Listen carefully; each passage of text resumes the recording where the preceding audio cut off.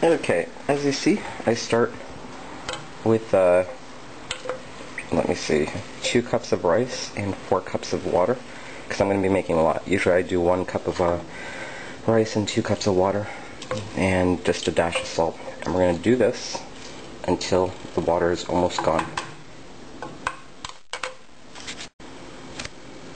So you're going to want to keep letting it reduce until the water is almost gone. I'm on about medium heat.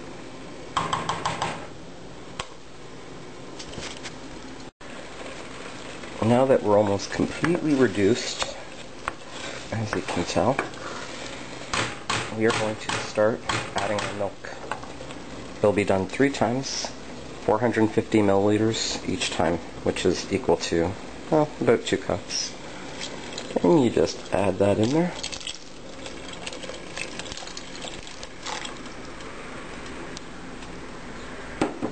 And you're going to let it incorporate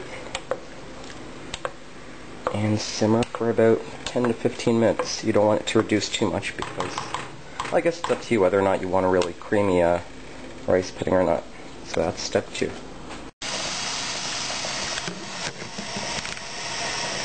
and the next step is to separate the eggs. Now, you just want the yolk, but you can use the egg white for like, I don't know, like a mud mask or something like that. And I just do it here near the water so that I can wash my hands as I'm taking it apart. And what you're left with is a little ball of sunshine. Now you're going to want 8 to 10 of those balls of sunshine. Again, it all depends on how creamy you want your rice pudding. Some people like it thick, and me personally, I prefer it creamy. Okie-dokie.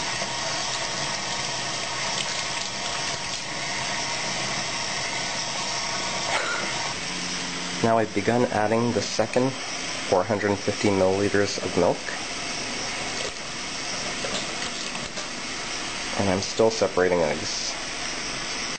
Okay, so the yolks have been separated, as you can see. You can just stir that up and set it aside. You won't need it for a while. And now we're ready for the final batch of milk.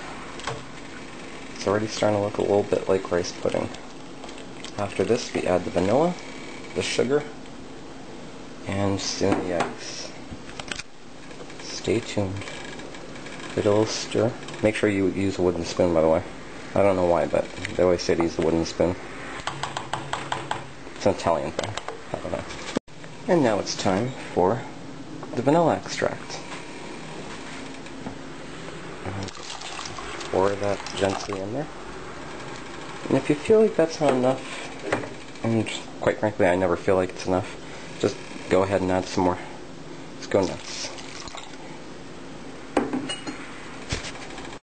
Now I should say that if you decide instead to use real vanilla beans, that you should use 2 pods.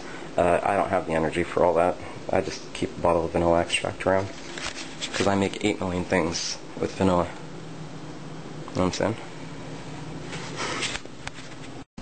Remember to continuously stir so as not to allow the rice to stick to the bottom or the sides of the pot.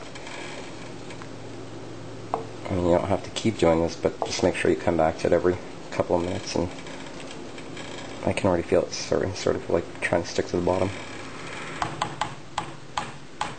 That would be the sticky part. Don't it look delicious? Ah, fuck. And for my next lesson, I'll teach you how to debone chicken. I'm going to debone those bad boys.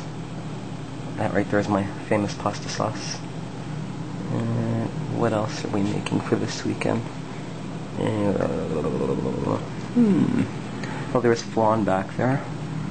That's my tapenade. Green olive. I'm not a big fan of the black olive tapenade. Bubba. Now this has been the source of controversy amongst my family and friends, because they all have different opinions of how much sugar should go into a rice pudding.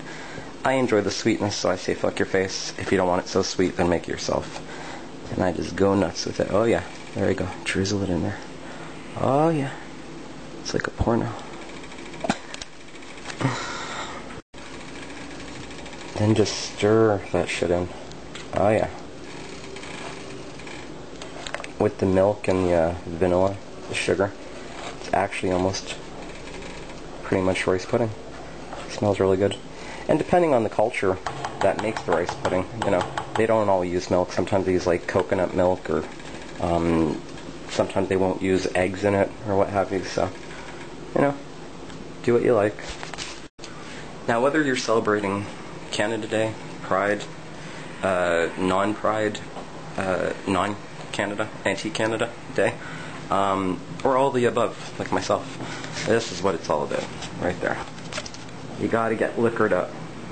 You need the strobe lights, and what would Canada Day be without fireworks?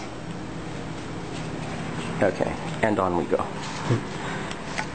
So this is pretty much what it looks like. Maybe another 5 minutes until we add the eggs. And I'm not sure how I'm going to film that because I need both hands for that.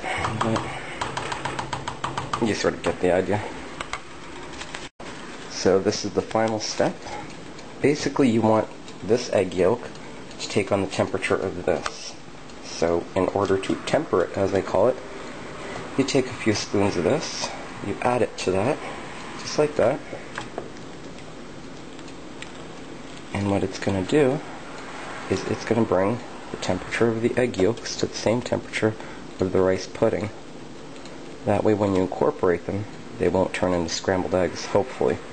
Because as many times as I've done this, I've screwed up a few times and wasted an entire pot of rice pudding. So you gotta be very careful. Stir that up. Just like that. I might just add one more spoon. Okay. Because I see the steam rising off of it, I know that's taking on the temperature.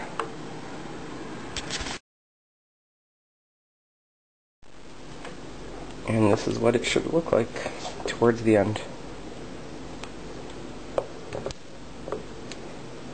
Now you just want to let it cool a bit, and then transfer it to whatever serving dish or dishes you plan on serving it in, and right before you serve it, you add the cinnamon. Don't add the cinnamon too soon, because the rice will absorb it, and it'll kind of taste a little funky. Just won't taste right. So remember, cinnamon right before serving. Bye-bye. Enjoy. Bon appetit. Julia Child! And there you have it. A tub of Paul's famous rice pudding. Just enough for a Canada Day barbecue.